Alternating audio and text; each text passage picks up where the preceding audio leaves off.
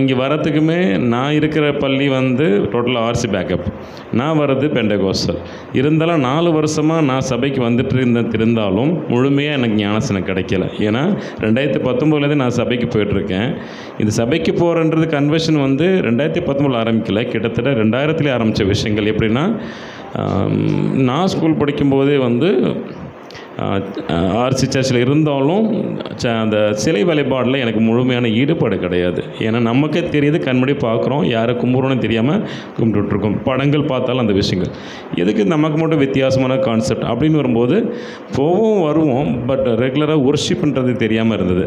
So கடந்த 3 வருடங்களாக நான் காத்திருந்து பேப்டிசம் கொடுக்குறது என்ன, இங்கே வந்து பாஸ்ட் கிடையாது, எப்போ பாஸ்ட் கிடைக்கும்.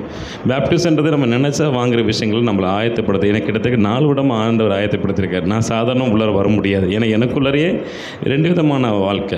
நான் ஒரு ஆசிரியராக இருக்கணும், பள்ளியில் இருக்கிற இடமும் எல்லாமே ஒரு இடங்கள் இருக்கும்போது நான் ஃபுல்லாக என்னையை ஒப்பு கொடுத்தா தான் அந்த இது தெரிய வரும். நான் முழுமை என்னை ஒப்பு கொடுக்குறதுக்கு வரத்துக்கே கிட்டத்தட்ட இங்கே சர்ச்சுக்கு வந்து முழுமை என் மைண்ட் ரைட், ஓகே நம்ம இந்த பிள்ளை தான் போக போகிறோம், என்ன நடந்தாலும் பரவாயில்ல, இதனால் வேலையை பாய்ச்சலாம் கர்த்தர் நன்மை நடத்துவார். அதையும் கடந்து தான் இங்கே இன்றைக்கி ஆண்டவர் எனக்கு பேப்டிசம் கொடுக்க வச்சுருக்கேன். அதுவே இன்றைக்கி நடக்குமோ அந்த வருடத்துக்கு முதல் நாளில் நான் வந்து திருவிருந்து ஆராதனை எடுக்கிறதுக்கு ஆண்டவர் கொடுத்துருக்கேன். இதை விட பெரிய சாட்சி உலகத்தில் இல்லை. கிட்டத்தட்ட 1983 பிறந்த நான் கிட்டத்தட்ட 40 வருஷத்தில் ஆண்டவர் எனக்கு ஒரு நன்மையான விஷயங்கள், எனக்கு ஒரு பேப்டிசம் கொடுத்த வந்து வாழ்நாள் மறக்க முடியாத பெரிய விஷயம். இந்த சாதனைன்னு சொல்லலாம்.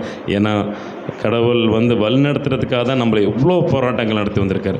இன்றைக்கி நாங்கள் ஒரு குடும்பமாக இன்றைக்கி ஒரு இடத்துல சமாதானமாக நிற்கிறதுக்கு எங்களுக்கு சபையும், நீ போகிற இடத்துல உனக்கு ஒரு தெய்வதூதனை அனுப்பும், நான் சொல்கிற வார்த்தைகள் நீ கேட்டு நடப்பாகின்ற வசனத்தோடு நாங்கள் ஊருக்கு வந்தோம். இங்கே ஊருக்கு வரும்போது எப்படி வந்தோன்றது எங்களுக்கு தெரியும். வந்த உடனே எதுவுமே எங்களுக்கு கிடையாது. இந்த வீடு வந்து மட்டுமே, எங்கள் வீடுமே நாங்கள் வர வரைக்குமே ஃபேமிலி திருச்சியில் இருக்காங்க, நான் வரேன், 2 நாள் லீவில் வரேன், சாவி கையில் கூட கிடையாது.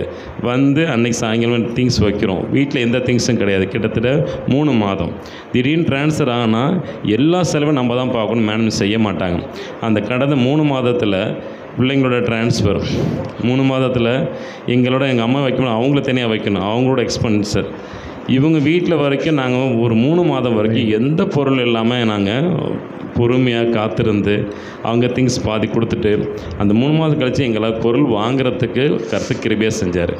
ஏன்னா இதுவே பெரிய அதிசயம் எங்கள் வாழ்க்கையில். என்ன, நாங்கள் வந்து ஒரு இடத்துல எங்கே நிலையாக இருக்கிறோமோ அங்கே தான் ஆசீர்வாதமாக ஆண்டவருக்கு தருவான்னு சொல்லுவாங்க.